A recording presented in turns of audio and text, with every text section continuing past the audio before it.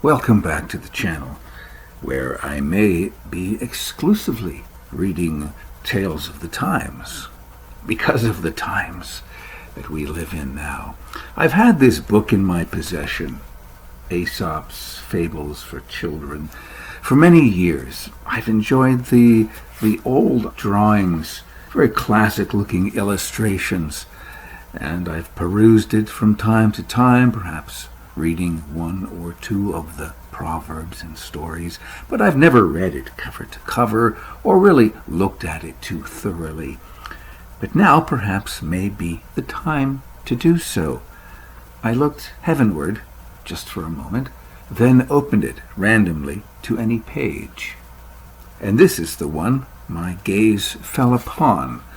The story for today is called The Wolf and the House Dog.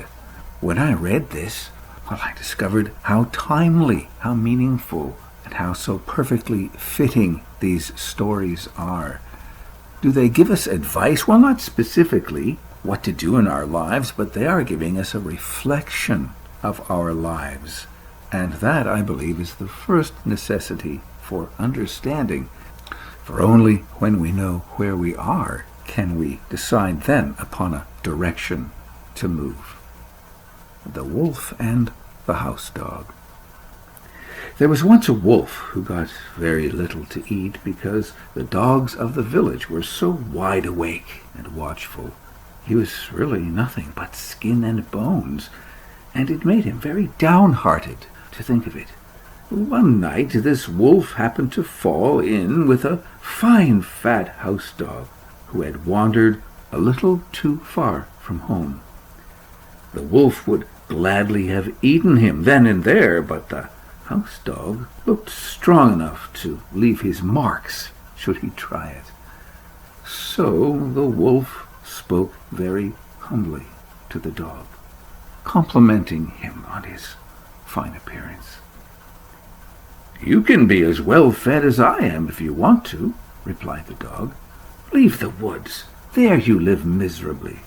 Why, you have to fight hard for every bite you get. Follow my example, and you will get along beautifully." "Well, what must I do?" asked the wolf.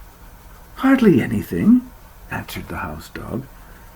"Chase people who carry canes, bark at beggars, and fawn on the people of the house. In return, you will get tidbits of every kind, chicken bones, choice bits of meat, sugar cake, and much more beside, not to speak of kind words and caresses." The wolf had such a beautiful vision of his coming happiness that he almost wept.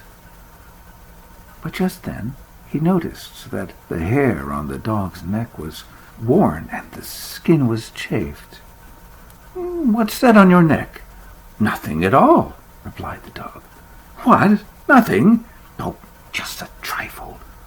But please tell me." "Perhaps you see the mark of the collar to which my chain is fastened." "What? A chain?"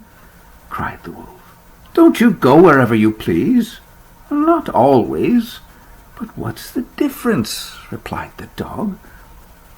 "All the difference in the world. I don't care a rap for your feasts, and I wouldn't take all the tender young lambs in the world at that price."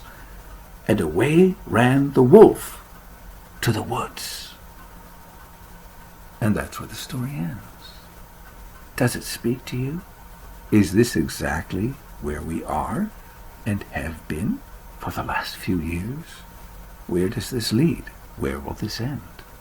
I guess it depends on who we choose to be, the hungry but free wolf or the fat, dumb, and contented dog, dulled and cared for, to a degree, under a manacle, whose prosperity, whose wealth is but an illusion, because it comes with confinement.